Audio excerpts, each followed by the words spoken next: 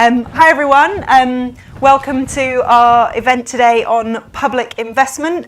With everything going on in the world, you might be forgiven for forgetting that there is a spending review coming up on the 11th of June and some very fundamental decisions about how this government will allocate its resources for most of the rest of this parliament. We had an event a few weeks ago on the resource or day-to-day side of that debate, where there's some very crunchy trade-offs, particularly between the level of settlement that health gets versus the level of settlement that everyone else gets. Today we want to talk about the slightly sunnier side of capital public investment, where one of the big moves that the Chancellor made in the autumn was to increase total plans for public investment by over 100 billion, something that Resolution Foundation had called for and very welcome. But unfortunately, as James will tell you, that doesn't make the spending review easy, and it doesn't take away all of the trade-offs. And alongside the spending review, we're expecting the government to publish an infrastructure strategy over 10 years, also giving us much more detail about the pipeline of infrastructure projects. It's a pleasure today to be joined by Andy Burnham, who will be known to our young audience as Mayor of Greater Manchester. I actually first met Andy as an extremely junior Treasury official when he was Chief Secretary, and in between he had various ministerial positions, including Secretary of State for Health. So it'll be brilliant to get Andy's perspectives from his very wide experience. We're also joined by Rachel Williamson from the Chartered Institute of Housing. Housing, as you will see, is a big theme of our report and hopefully a big theme of the spending review. So really interested to get Rachel's perspective too. And last but certainly not least, James Smith is one of the research directors here at the Resolution Foundation, who's been spearheading all of our work on the spending review. And James, I'll ask you to open with a summary of the report. All right, thanks Ruth, thanks for joining us, thanks for ignoring the sunshine and coming to sit in the basement, that's much appreciated.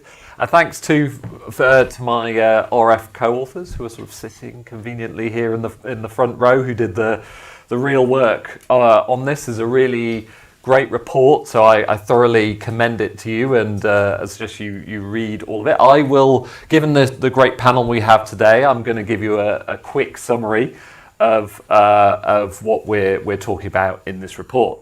So to set the scene here, this is all about investment spending at the spending review. And if I show you basically the government's plans for investment spending, you can see that there's been a really big welcome upgrade to the amount that the government is planning to spend on investment relative to the previous government's plans, and that's been backed up by changes in the fiscal rules to give a bit more room in terms of extra spending on public investment. And overall, this takes public investment from something like 450 billion to something like 550 billion. So a really big increase, that 100 billion that we've talked about. And polling, as we'll talk a bit more about later, suggests that should be really popular. But as Ruth has already hinted, that isn't really going to feel like a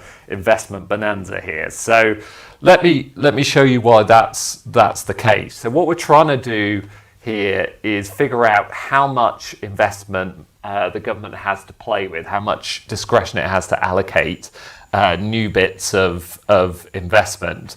And this chart just shows you the envelope over the forecast period, and the white space at the top of the bars on the right is basically how much the government might have to allocate. And what the dots are doing is saying, well, if you have very rare real cuts to investments, so that's the orange dots, then you end up with about sort of 20-ish billion to play with. And if you have cuts in cash terms, in the green dots, it's more like 50 billion. So 100 billion sounds like a lot. We would all like that money, but the government's still going to be facing really tough choices in terms of how it actually allocates that money for public investment. So it's very important that it does it well. That's the clear subject of our report. And what we're really trying to do is basically set this up as two alternative big picture strategies. So if you've come here to hear about particular investment projects, we're not going to talk about that. This is about the big strategy for the investment spending at the spending review. And we've set up this as an alternative between investing in economic infrastructure, so things like roads, railways, utilities, those kind of big projects where you see politicians turn up in hard hats and high vis, versus spending on social infrastructure, where we're talking about hospitals, housing, education, that sort of investment spending. Now, I should say it's a lot easier to find pictures of our great leaders in hard hats and high vis, so they're voting with their feet a little bit already, but those are the kind of two big strategies that we're talking about here. And what we're trying to do is really give you a sense of how to choose between those two strategies across two key tests. So first, where is the investment needed? Where is the historical underinvestment really severe? And secondly, how to drive increases in growth and living standards. So those are our two big tests that I will talk about. Before I go on, no presentation at the moment would be complete without a mention of this guy.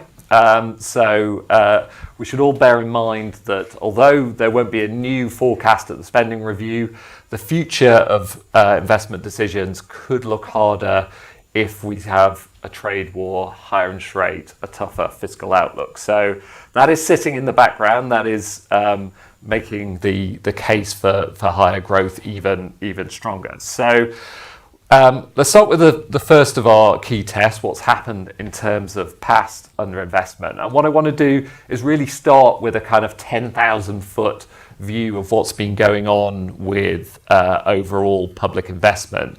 And if you look at the investment in economic infrastructure in green, and if you look at the social infrastructure in this sort of browny, orangey colour, I might be colourblind here, it turns out, but and those colours will be used throughout this presentation, so do take note. You can see that past decreases have been focused in social infrastructure, and recent increases have been focused in economic infrastructure. So the green bars have risen towards the right of that chart.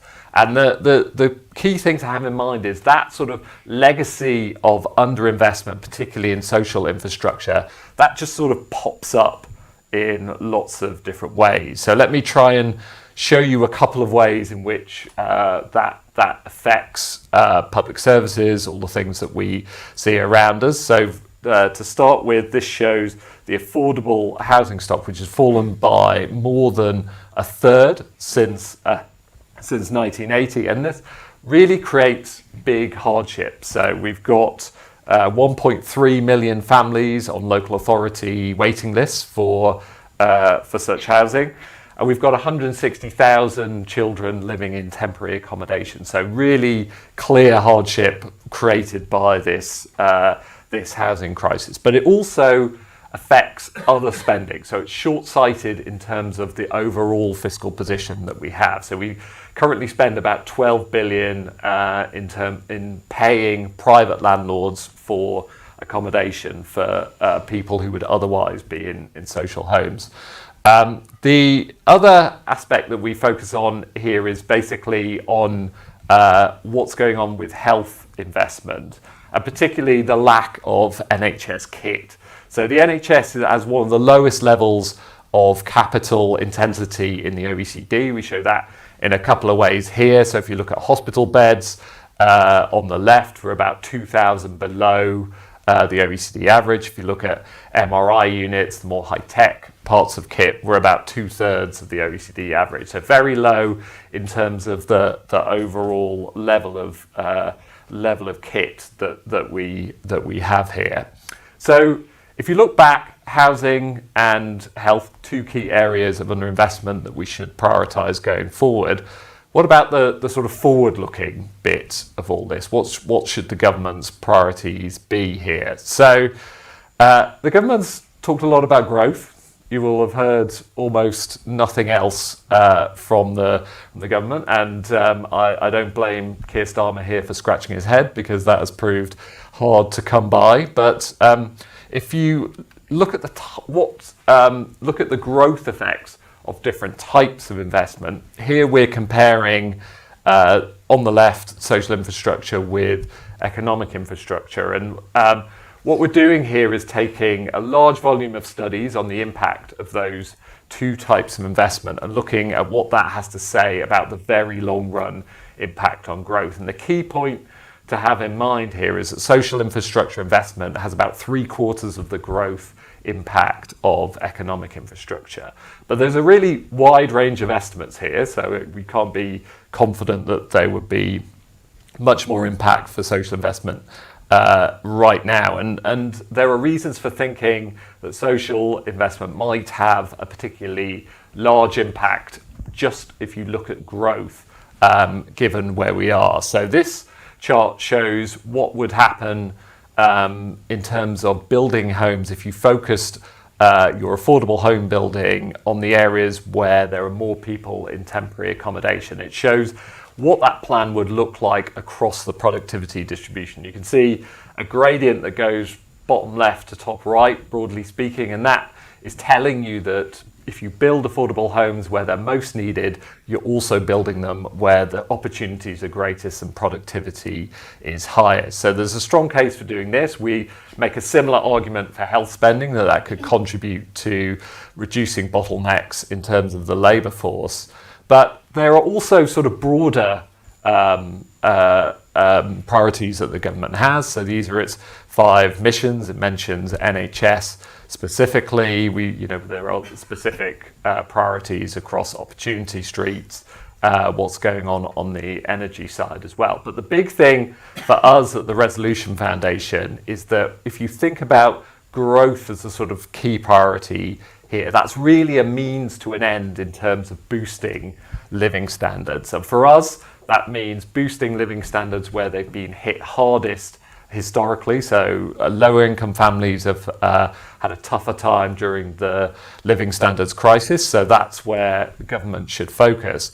And social investment here has a particularly sort of outsized impact. So what this chart shows you is how public investment is allocated across public services based on who uses those public services across the income distribution. So to the left here are lower income families, to the right are those towards the top of the distribution. If you just look at cash terms, so that's the bars here, the brown bars are getting on for double the impact at the bottom half of the income distribution relative to the top half. If you look as a share of income, it's more like 5-fold. So public services investment is incredibly progressive, and it provides really key in-kind benefits, as we've shown in our previous work, to lower income families, and that boosts living standards directly. So there's a similar story in terms of the geographical spread of investment. So transport investment has historically been very concentrated in London and the South East. The government could change that, but if they just invested in health in a similar way to we have in the past, that would tend to go to areas outside London and the South East and focus on parts of the regions and nations of the country that have had lower income historically. All right, those are the key points across our 2 tests. This is a heat map that summarises where we've got to on all this. This is my sort of final substantive slide. So this shows you where we are on past investment, where we are on growth and living standards in terms of the impact of different types of investment. And you can see that health and housing have got that historical underinvestment, which suggests they should be prioritised, but they also contribute to growth, and they're particularly progressive in terms of providing those in-kind benefits and boosting living standards. Other parts of social investment, education, prisons, there are a case for investing there, but prisons is a less sort of growthy, living standardsy option. But our prison, we're letting prisoners out early, so there's clearly problems there. And on education, if you look at pupil numbers, those are falling, so the investment needs are slightly less severe on those. As far as economic infrastructure goes, we don't think that should be ignored, but we think it should be carefully considered. So transport, we should be targeted and focused on our major cities, introducing transport networks there and really boosting growth in those key areas. I'm sure Andy will talk more about that. And on R&D, this is very important for growth, but it's at record levels. So those should be maintained, but it's not a priority for new money. All right, that's my whistle-stop tour of what we're talking about. Tough choices ahead. Neglected areas and growth and living standards should be where the government focuses. That gives us a strong case for investing in housing and health, but that doesn't mean forgetting about other types of investment, which are also important. And combined, the government should be able to address that passive underinvestment and also boost health and living standards. I'll leave it there. All right. Thanks, James.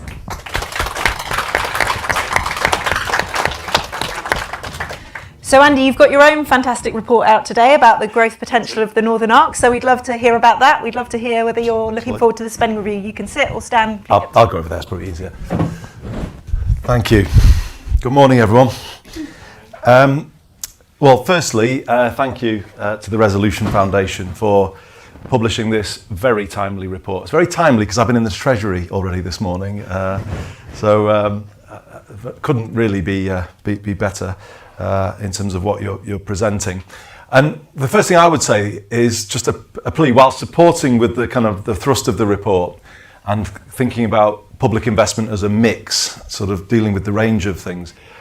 I think it would be a mistake at this spending review to get too trapped up in to protected departments and just compartmentalising spending into these different silos, because the reason I was in the Treasury, we've had a task and finish process leading up to this spending review, entirely new process where the Greater Manchester Combined Authority has been in a process led by Treasury and MHCLG where all the Whitehall departments are in the room with us, and we've been discussing a 10-year investment pipeline for Greater Manchester. We've had a decade of growth above the UK average, so we're growing, have been growing about 3.1% over the last 10 years. That's never happened in the first 45 years of my life. That didn't happen, and the North was falling behind. Well, in the case of Greater Manchester, that's no longer the case. We have been closing the gap through devolution. Where we've got to now is we're coming into this spending review with an integrated settlement.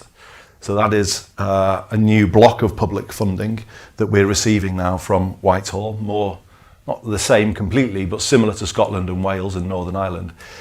And we're now discussing what next on the back of that. And that's where we have a 10-year vision, a spatial plan underpinning it, and we believe the best decade since the 19th century lies ahead of Greater Manchester in the one that we're coming into, because we're really set up to go, and really positive discussion this morning. So that would be my first appeal, really. Not in any way to undermine the conclusions of the report, but to think of capital more as a place-based pot, not this department scoops everything and this one loses out. I would say that's old thinking. The new thinking as we go to an all-combined authority world, because that's where we're heading in England, is to create a template in Greater Manchester that supports a more bottom-up, place-based approach to the allocation of public investment. Because the truth of the matter is we weave together transport funding, housing funding, health funding in terms of public infrastructure and GP surgeries when you bring forward a new generation. It's all of it. All of it has to be in the mix to create a great place. And placemaking, I think, you've got to start with that as a concept to get the right blend then of the things that you need. I agree. My second point this morning was going to be about agreeing on the point about prioritisation. And I was very pleased to see the slides about regional disparity.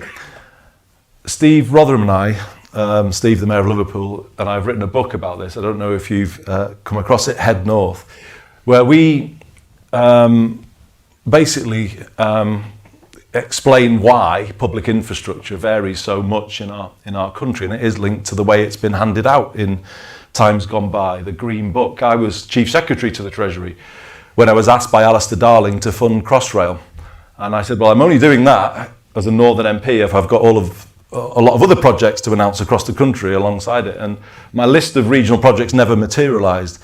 And I said to the civil servants, I don't know whether it was you, Ruth, at the time, I don't know if you remember those discussions, where's my regional list? None of it passed the Green Book, Minister. And I take the points about giving more to the areas where productivity is highest, but that's the problem. We keep sucking more and more public investment into the areas that already have most. And we have seen talk of Heathrow and Gatwick expansion and Luton and Oxford and Cambridge. Well, we want to see our capital city do well. We're not against that, but the danger is you trap all public investment in London and the South East. And Steve and I point in our book to the German constitution and the basic law within that constitution that requires equivalent living standards in all the 16 Länder of Germany. And we believe going forward these regional disparities need to be corrected.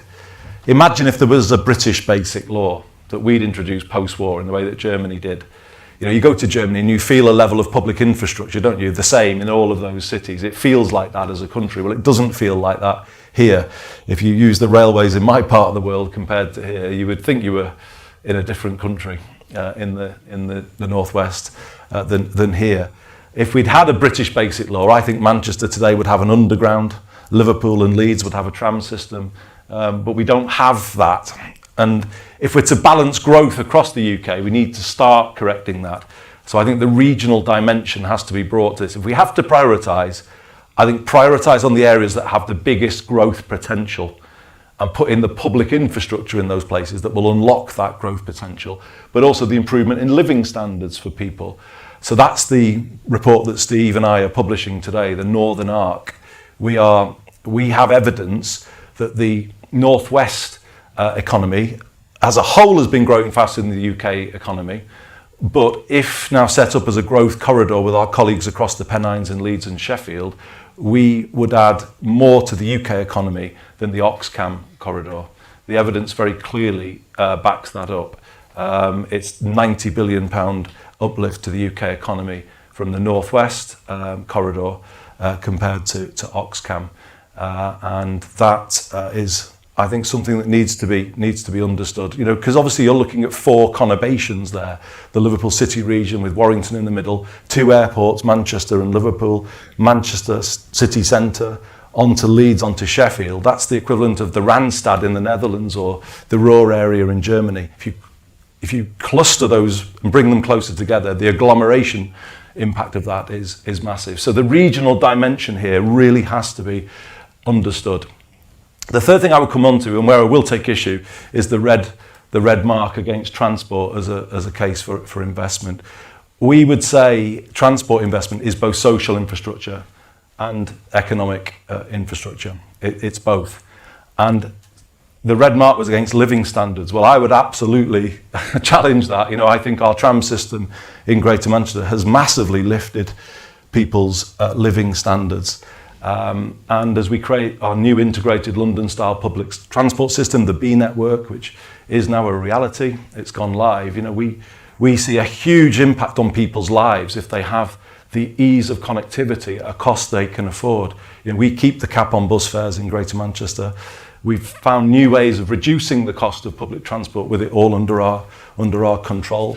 We've linked our annual bus passes to our credit unions, so people who in the past wouldn't have been able to afford to buy an annual bus pass can now do so through a weekly or monthly payment to a credit union. They still get the discount of the annual pass, but a way that they can afford. This really helps people with the cost of living and living standards. And for us, transport is the key to it all, basically. Because that is what unlocks everything else. And so this is my final point, but it's a point of agreement, a strong agreement with the report. And actually I would say that housing should now come through as a main priority as we go into the final stages of this spending review. But I would say social housing, because you can invest in housing by cleaning up brownfield sites that then you hand over to the private sector. But I would say that doesn't guarantee that you do anything about the housing crisis, because you still might be building homes that people can't necessarily afford. And I would say the single biggest problem that Britain has is the grip of the housing crisis, and it is a grip that tightens every year. So in the last 15 years, since 2010, I can say to you, across our 10 councils in Greater Manchester, they have been losing social homes net every year for 15 years. So in the 15 years we've all been wringing our hands about the housing crisis, it's been getting worse and worse and worse and worse and worse. Until actually last year, to be fair to Salford and Trafford, they are the first two of our local authorities who recorded a net surplus of social homes against homes lost through right to buy. The first time that any of our councils, a tiny surplus, but those two have just achieved it. I want to get to a point in this spending review period when the whole of Greater Manchester goes into net surplus on social homes. So we are building more than we are losing. That is a massive moment to get to, because that's a turning of the tide and a loosening of the grip of the housing crisis. Because the thing is, the slide about temporary accommodation was absolutely bang on. You know, this housing crisis has consequences for public spending, because councils have to house families who present as homeless. And what they have ended up with, you know, governments down here have frozen local housing allowances, as though they're being tough on public spending. All that does is it creates an unfunded pressure on local authorities, who then have to find homes for people. The bill for temporary accommodation in Greater Manchester is £75 million a year across our 10 councils. Don't just think about the money though, think about the kids in those terrible places to live, you know, wrenched away from their schools and their communities. The damage of this phenomenon of social housing, that is the housing crisis. That is it in real people and real lives. And we must stop it. That is a preventable spending. You can remove that temporary accommodation bill in this spending review if you chose to prioritise it. And here is where I'm absolutely going to end in sort of violent agreement with the report. I wonder whether part of the thing here is to come up with a new, make the top target for housing in this country a new target for social homes within this Parliament. And I would say, you know, at least 500,000. And almost the 1.5 million becomes more of an ambition behind it, because, you know, those are the homes that end the housing crisis. Those are the homes that get you into net surplus. Those are the homes that remove the temporary accommodation bill off the backs of our councils. And therefore the public spending, the public investment has, you know, a multiplier effect of the benefits that it brings. And I think that is something that I think, you know, if this spending review could do that, that would be, you know, a massive thing. And you can't do everything all at once, can you? We all accept the need for new hospitals in places. But if this government was to make that its defining mission, that actually plays through quite quickly into people living in newer homes with lower bills, because they're more likely to be net zero or low carbon. Then they get a real uplift in living standards, the health benefits of living in a good home, and not the damp and mould that kids have to put up with in temporary accommodation. You know, all of that plays through to the right investment for the country for the long run. So thank you for that clear conclusion. We in Greater Manchester would certainly endorse that. It doesn't all have to come through new public money. You could transfer public land to combined authorities, you know, land owned by public bodies like Network Rail or the NHS, and that would help us free up the building of those homes. So there's clever ways of doing it. It doesn't all have to be done through new expenditure. But number one priority, housing first. That's my final point. The Finnish government were onto something when they adopted a national philosophy in their country of housing first. And the simple truth of that is you can't have anything in life without a good home. You can't have good health. Your kids don't get a good education if you do not have the foundation of a good home behind you. If every citizen of this country had a good home, the bill for public spending on crisis spending in various ways would be so much lower than it currently is.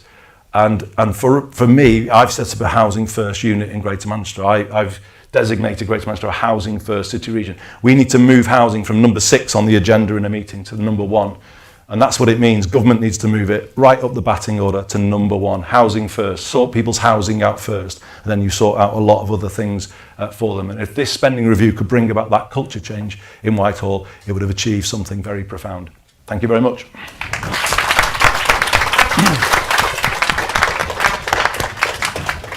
Thanks, Andy. Well, Rachel, perfect segue for you to give us Chartered Institute of Housing's perspective. Thank you. Well, how do you follow that? I think Andy said everything I could possibly want to say, but I'll perhaps unpack it a bit more. But I absolutely echo that and welcome the opportunity to come and give a housing perspective. I know there's lots of people online as well as in the room, and I can see lots of nodding heads, which is encouraging. First thing to say, I think, is that really welcome the report and well done to the team who've put it together. I was privileged to have an early view, so I'm not a really quick reader. I did have a quick look over the weekend, and it's got a fantastic range of analysis in, so I hope you'll have a chance to have a look. And certainly builds on and speaks to a lot of the points that we've made at Chartered Institute of Housing in our spending review submission. So good to have the discussion. Andy made some really good points of challenge, but there's lots of really useful analysis in there. And I think we have to start by welcoming just how far we've come already under the new government in recognising the need, particularly from a housing perspective, to be investing in it. But I absolutely echo what Andy says. 1.5 million homes over the next Parliament is a big number, but actually it's about what homes and where and who gets to live in them, isn't it? So that recognition of the importance of social rented homes, and by social rent we mean homes set at local, affordable, truly affordable rents based on local incomes, not driven by the market, which is unaffordable for many people.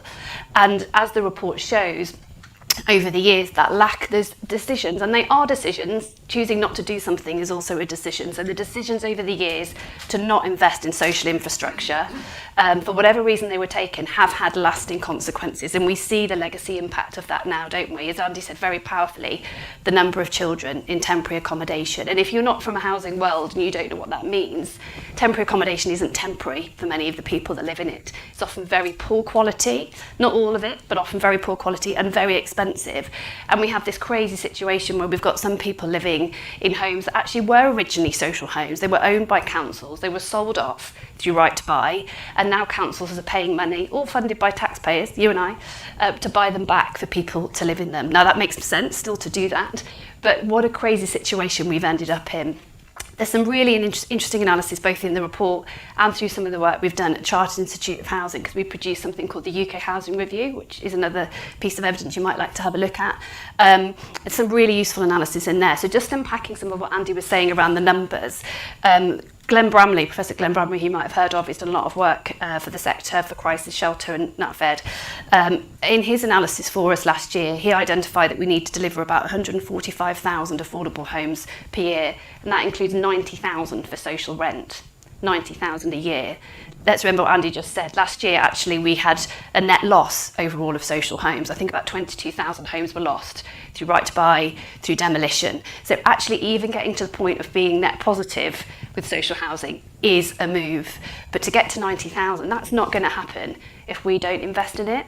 Now, at the moment, to produce social homes is really, really challenging. It works differently in different parts of the country, but as Andy said, land is expensive, so there's one thing government can do straight away and look at releasing public sector land, but there's also the grant funding. And ultimately, social housing is subsidised housing, and you can't get subsidised housing if you don't put the subsidy in the first place. Well, back in 2010, under the coalition government at that point, for all sorts of different reasons, which we haven't got time to go in for today, cut grant rates effectively by about 63%. That meant a lot more reliance on the private sector. Now, that's not to say it's wrong to look at where the money can come from. There's money that can come in through developer contributions and land release and so on, but you have to find the money up front to subsidise if you want to get subsidised housing. And as the report shows, the impact of not doing that has a massive legacy impact and really has, in all the wrong ways, boosted inequality. So other analysis perhaps worth highlighting from Susan Smith, who's also written for our UK Housing Review, is just to add to the point in the report around housing and its role in boosting equality, but also, if not taken the right way, boosting inequality. So her analysis shows that housing in the 1950s to 70s mitigated inequality via social housing, exactly Andy's point there, by manageable rents and an interventionist approach from government recognising the importance of it. Just to give you an interesting stat, in 1969 we built more social rent homes than we've built in the last 13 years combined. So in 1 year. So it can be done, but these are government decisions. And we've done it before, so as difficult as it is now, and as challenging as all the wider global economic fiscal constraints are, back after the Second World War, in fact even before the Second World War ended, government then was planning for how it was going to build back, recognising the role of housing. And at that point, governments of different colours were competing for who can build the most homes, which is great. But as Andy said, it's not all about the numbers. That can be a distraction. What kind of homes, in what kind of places, and who are they for? So since the 1980s, through different government decisions, we've seen an accumulation of wealth for people that can own their home, whether that's the home they live in or homes that they own to rent out. And that's seen housing costs disproportionately burden low-income households. So young people now growing up can't possibly imagine that they could ever afford to own a home unless they've got parents that can help them, the so-called bank of mum and dad. And so many people now that would in the past have been able to access social housing don't have access to it. They're now in the private rented sector, which has a role to play, but was never intended by design to be housing people from low incomes, key workers. Now, when we think about the number of children in temporary accommodation, as people have referred to, just to give you a stat for London, given where we are today, 1 in 24 children, at roughly the latest count, is now in temporary accommodation, homeless. Okay, so just looking in this room, where we've perhaps got, 70 people, just think about that. We've got schools closing in London, for example, not to say elsewhere, but certainly in London, because people just can't afford to live there. Teachers can't afford to take jobs to live there. Parents are choosing not to have children, or potential parents choosing not to have children because they can't afford it. Key workers who can't get in to clean the hospitals and the offices or to work as nurses. And this is not about saying people on high incomes are excluded, because actually people on £70,000 a year are struggling to even afford to rent privately with the cost of it. I think roughly now about a third of income for people renting privately is going on housing costs. In London, that can be 40%. It's very difficult to think beyond just making ends meet when your housing is taking up that much of your cost envelope. So it has a huge impact, and absolutely endorse the analysis in the report, and as Andy said, to focus on social investment then, given all that we've heard. In our submission to the spending review, I think we've echoed much of what's in the report. We've also called on government to redirect housing subsidies from the private market, not to say there's nothing needed there, but from private market support towards social and affordable homes for all the reasons that we've set out, recognising you need to invest. But also, it's not just about the money, it's about the certainty and creating an environment where people can plan, not just in housing, but in other sectors too. So long-term investment programmes. So for housing, a 10-year affordable homes programme, a 10-year rents framework, so housing associations and local authorities who want to develop can actually plan with a sense of what they have got coming in. But also for local authorities, recognising the need for multi-year funding arrangements, recognising that we need to look at debt rules, and the report's got some really interesting ideas around that too. We have to obviously be fiscally responsible, but at the moment we don't recognise assets as an investment. We're just recognising things as a cost.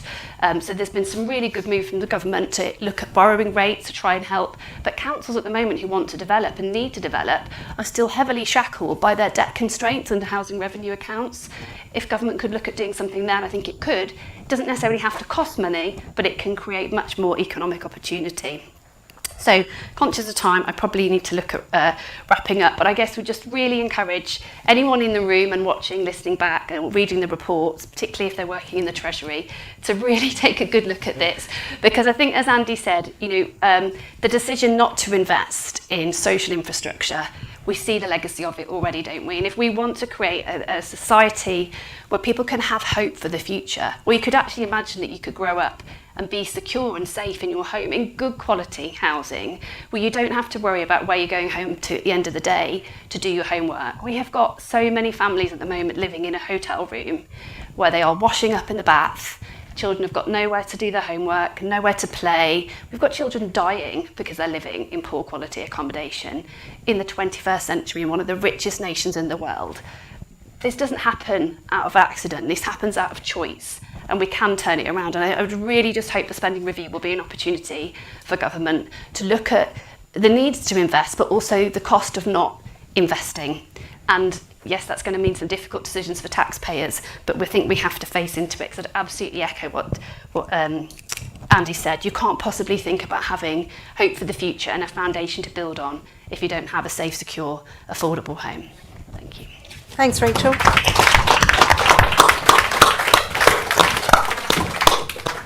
So I'm conscious of time, so we'll come to anyone who's got questions in the room shortly.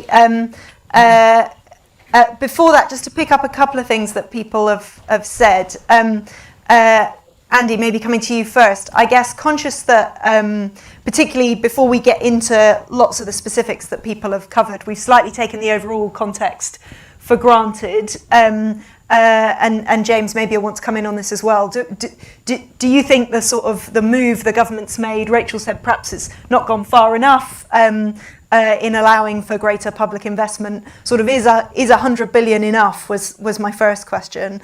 And then secondly, we've had a question online about whether education should be regarded as investment. That points to some of the questions you raised about the fiscal framework, and I guess more generally, how do you think in Manchester about the building of the stuff versus the investment in people, and whether those can be thought about separately? Yeah, well, it's a great discussion that you've kickstarted here, and I was just saying to Rachel, a fantastic contribution.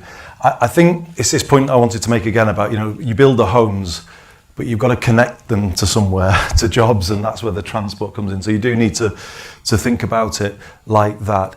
Is it enough? Well, it's a significant amount of money, isn't it? And it allows, a big drive on something. I don't think you can do it. We could all make the case for everything, couldn't we? I think that's the point I would want to get over again. And absolutely, we see the case for investment in our FE colleges, because we're struggling with places there, certainly in schools, always. But they did get a lot of investment, actually, in the government that I was in. The Labour government I was in did put a lot into the education estate, quite a lot into the NHS estate, although there's still definitely more to do there. I just want to come back to the core argument Rachel made more eloquently than I did. This is the area where you get most returns, because of all of those, homes bring health benefits, homes bring education benefits, because the kids are supported and they are in a life position where they go to school and their education is better because of that foundation of a home. So, the test you set us today is how to spend it wisely. The wisest thing you can do is give everybody a good home. And I think we should adopt the Finland philosophy. I think in UK law, a decent, good, safe home should be a human right in UK law. If we were that clear about it, I think we would really start to fix a lot of the problems that Britain has got. So I think if we are in the world of prioritisation, and that's the test you're setting us, you can make a case for all of it, can't you? I would say, please don't forget transport, because the homes, as I say, you can't build isolated estates. We did that in the 70s and 60s. Skelmersdale's an obvious example I can think of, comes right to mind, where they didn't have the transport, it doesn't have a train station, and you've got the issues with worklessness then in those places. So you've got to make sure that they're connected. But let's also not just think about old-fashioned notions of how much is the Treasury going to give us, and let's all queue up outside and bang on the door. I have said to the Treasury this morning, why aren't you giving us a land value tax? Why, if we're going to put public investment in the tram system, if I'm going to extend the tram system, as I intend to do, to Stockport and north towards Middleton, Haywood and Bury, that's the next phase we're looking at, and potentially a line towards Bolton and Wigan. Why aren't we going to capture the uplift on the land that the infrastructure creates? So transport funding is actually, if you do it in a different way, you can fund it differently through by clawing back some of the land value you give to the landowners. I think I made a massive mistake as Chief Secretary in not having a land value capture mechanism with Crossrail. If you look at land values where those Crossrail stations went in, unbelievable uplift. Now, we were quite far-sighted because we came up with a funding package that was more mixed with London business, London council taxpayers. And it's been a success in many ways, hasn't it, the Elizabeth line? But why aren't we doing that? That's just a sensible way. That's a cleverer way of using public investment. And transport investment, I think, is very, very ripe for that type of approach. So that would be, if we have to prioritise, it's homes at this spending review. Great, thanks, Andy. And James, I better give you a chance to come back on your outrageous transport red dot. Yeah. So sorry, it was a bit of a red rag. I was sitting here. No, and obviously we're summarising a lot of things, and nuance gets lost. But the key reason why transport is red is because if you look at who uses transport services, particularly rail and road, it tends to be higher income families. And the key thing is, higher income families take really long rail journeys, take long car journeys. If you look at local transport, it's much more progressive, and in the past we've really made the case for focused, targeted, particularly in major cities outside of London, transport network investment. That's super important. That's far less dominated by higher income families. So I think we're agreeing on that point for sure. Questions in the room? Should we take a few at the front first? Thanks, Cara. Hi, Paul Swinney from Centre for Cities. James, the title is 100 billion, but I think you said we're actually arguing over 20 billion. And we've spent a lot of time talking about this 20 billion. And when it comes to fiscal events, we say, what's the headroom going to be? And basically, it's a rounded error. And we all get very excited about it. But you said something quite interesting around R&D, which is it had a red dot against whether it was a priority because we've already got a lot of money going towards R&D. So my question is not about what's the extra money that we might get, which is always, is going to be any more spending, but how are we going to spend our existing budgets better, and particularly around R&D, because I don't think we've got a lot of that allocated. And if the big challenge around this is growth, because economy hasn't grown very much, which hasn't generated many tax revenues, which then means that investment is pretty low as a result. So if we think about existing things, how should we be spending that? And then, which then links to, Andy, what you said, which I would agree with, which is we should be thinking about place-based budgets for this rather than departmental ones. So maybe the very specific question is, how should we be better spending the existing R&D budget within Greater Manchester and other city regions? Yeah. Great question. I'm just going to gather a few because of time. Thanks. Thanks. Titus Alexander, Democracy Matters. I wanted to ask the question, picking up that one, is getting more money for investment. I'm glad you mentioned land value tax, but what about quantitative easing? It's increased asset prices, which has sucked money out of income from the public sector and other people into that. So could we do a form of monetary reform which generates more money for investment and social purposes? Should we fit one more in? Because I'm not sure we're going to have time to come back. Thank you. Terry O'Neill, Temple Group. Excellent points that everyone made. Two quick questions. First, in terms of social housing, agree entirely, affordable housing, it needs to be part of this country's story and it needs to be included. But quite frankly, humble opinion, it's not going to happen without the private sector. So how does that work? Because quite frankly, if there are any private sector developers here, I apologise, but they don't really care about social housing. Second question, in that conversation with the Treasury, Andy, about the land value capture tax, what sort of response did you get? Thank you. So, an eclectic mix there. How to spend R&D, quantitative easing, social housing. Maybe I'll come to Rachel, but Andy, anything? I'm going to absolutely do the hospital pass politicians can do to James with the quantitative question. On Paul's question, I think this is the question of this spending review, and it's basically the pitch I've just made. In actually my opening gambit was I'm not necessarily asking for a big check. My pitch is as much take this money out of silos that are currently spending it, but not as effectively as they could be spending it. Because when you have a Homes England and a Skills England and all of these different, they don't join it up at what they do on the ground. Whereas if you come at it from a place-based pot, bottom up, you can get so much more when you join the dots between housing, transport, education and skills, regeneration. You make it make sense, and you make the money go further. And that's the argument I'm kind of going to be sticking on. Look at the figures that we're putting out today. Greater Manchester growing at 3% strongly for the last decade, a decade of Brexit, COVID, the energy shock since the Russian invasion. That is a pretty good performance, but it is devolution changed it. Credit to George Osborne, 2015. You can see the line start to change, but the logic of it is, I've got an incomplete jigsaw at the moment. I've got this integrated settlement, but there are big holes in it. The DFE, in my view, their institutional kind of mindset is a barrier to growth. They can't fix technical education. They never have in this country, because they're not close to the employers in my city region who want the talent. But we know who they are, and we can design things for them so that we bring the talent through. They're still arguing against it. And that's the type. I think as much this is about challenging sort of cultural mindsets as opposed to the actual, the spending decisions. We're going to an all combined authority world. By this time next year, all of England will be we'll have full devolution across England. We're going to have a new mayors, aren't we, come Friday morning in Hull and Lincolnshire, and other places.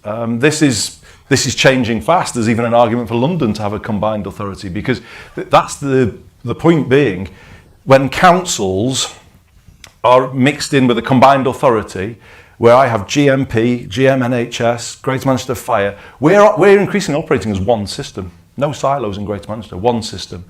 And that is when you spend public money much better than through these top-down silos that all have their different bureaucracies, and you all have to constantly bid to them. We waste so much through that. So I would say, with countries going towards devolution, you've got to lean into it, and lean into it fully now. You back our 10-year pipeline. You give us all of that skills, flexibility, and employment support funding. Currently employment support is spent, billions of it is spent through large corporate entities, in my view, that are just doing a tick box thing in terms of residents. They don't move them fully towards work, whereas we would, because we would really then localise, personalise their journey. So that actually is my argument at this spending review. Back devolution, back the kind of integrated, place-based approach to public spending, but within that, as we've discussed, and as I say, with Rachel's brilliant contribution, prioritise social housing within that, because the returns to our place-based pot will be even greater. And just one final point, we will be arguing for an earn back approach. So I know we all go on about, we have a mindset that the spending review settles it and that's it. Well, no, we don't quite see it like that. We've had an approach in Greater Manchester where, when we've got the extra growth, we agreed with the Treasury 10 years ago that we could keep some of the business rates that come from that extra growth. What we are now arguing is, if we get more people into work through a more localised, supportive approach to employment support, we want to keep some of the proceeds of that. So our integrated settlement keeps building beyond the spending review, because we're delivering the growth. We're getting more people into work, and you create a kind of mechanisms that keep replenishing the pot, and land value capture can be part of that. And yes, I have directly raised it with the Treasury, and did so again this morning. Why wouldn't you do that in a moment like this? Why wouldn't you have a tourist levy when we've got Co-op Live now, and City and United and visitors really coming in? We pay that levy in France, we pay it as tourists in Germany, we pay it in Italy. Why are we not setting our city regions up for growth, just to raise more money so I can put on the night buses and the trams? And you've got to pay for growth as well. The danger is you get growth, and if you don't invest, you quickly get overtaken by your growth, because your system becomes overcrowded. So all of those arguments are in the mix, and it's not all about give us more money. There's a more sophisticated discussion going on behind that. And I didn't answer your question, did I? But that was a politician's... Well, let's leave a question for Rachel. So on social housing and how it's delivered. I guess the key point is we need to work in partnership. Local authorities and housing associations themselves can't build all the new homes we're talking about. We need to work in partnership, but there needs to be the right arrangements around that. So, private developers are businesses. There's got to be a financial motivation to be getting in in the mix. So this is where you need the subsidy, you need the pump priming. Government's got to put some skin in the game with decent grant rates that actually recognise the cost of building. But equally, private developers need to be on the hook through contributions, Section 106 and other things, land value capture, recognising that it's got to be a bit of a virtuous circle. So we've got to work in partnership, and there's a big role there for social medium enterprise as well for smaller builders. When you look back at when we were building at the scale that we need to be now. In the past, that was because it wasn't all on the top 6 big developers. You need a big role for a range of partners in the mix. And we would say, think more placemaking than projects, wouldn't we? So the private sector would have a big role. You've got to think of social housing within a much bigger master plan for an area. We've done that in Stockport Town Centre, and Bob Kerslake did a fantastic thing as chair of that mayoral development corporation. That's the model we're going to take out around Greater Manchester in the next period. The private sector will be at that same table in one conversation about the master plan for a given area, and we very much want to build on public land around train stations.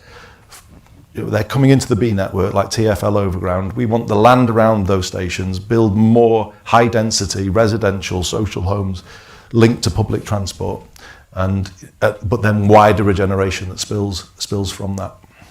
Great, thanks. Now, James, we're close to out of time, so you can probably dodge the hospital pass unless you can do quantitative easing in 30 seconds. But any final thoughts from you? Just very quickly, we're not against R&D. R&D's got 20 billion in 25-26 across departments. That's a really high settlement. So the government should maintain that. It's very growth driving form of investment. The point we're making is it's not a major candidate for allocating new money, the money that the government has got to spend more. And the same sort of applies for net zero and transport. You want to do that well, do it in a targeted way. We're not talking about cutting it, it's about those priorities going forward. Just quickly on QE, I wish there was a magic money tree that we could all spend on this, but the thing to keep in mind here is that the Bank of England is currently selling assets, not buying assets, so it's not going to be helping in any way in that sense. And if anything, we have wasted the period where the Bank of England was buying those assets, pushing interest rates down. We were doing less investment. Higher interest rates makes this all harder. So then, thanks, James. That was impressive speed. As a final thought, Andy, I can't resist. Big week this week in politics. Mm-hmm. And I guess from your point of view, as I say, expecting some new mayors, we don't know who those will be, but the polls suggest we might end up with quite a mix across the country of mayors from different parties. How important is it that mayors from different areas can work together? Massively, we've always worked like that. And actually, it's not just changing sort of the processes as I've described this morning. The mayoral role is changing British politics because all of us in our different ways take a place first rather than a party first approach, and you become you can unify in those circumstances. People of the private sector feel comfortable working with you, and you convene. That's the superpower of the mayor. And I would just say, with polling day approaching, anyone who brings a divisive form of politics to the mayoral role is misunderstanding the mayoral role. This isn't party first. It fails in those circumstances. So but let's see what Thursday brings. What the final thing I would say in the few seconds we've got left is, I do. It's hard when you come into government, and I was there in '97. There's a few people old enough in the room who remember that period with us. It's hard to kind of get into your position and your mode. That's why the first line of this report is so true. This spending review is a critical moment. This Parliament is defined by this spending review and the rest of it. And my big message to the government is, we need a strong northern story coming out of this spending review, because in my view that is where the next general election will predominantly be for. We need to move now and be building those homes that Rachel called for in the right numbers right across the north. Let people see and feel that change. Start loosening the grip of the housing crisis with that transport infrastructure to support it. That actually, the spending review has to set that up and give us that really strong, hopeful story, particularly for the north, where I think a lot of votes will matter greatly. Great. Well, look, thank you so much. Thank you, everyone, for coming. I think I won't apologise for the consensus on the panel around housing. We sometimes try and give you a debate, but hopefully the Treasury are listening, and on that one we all agree. But thank you for coming.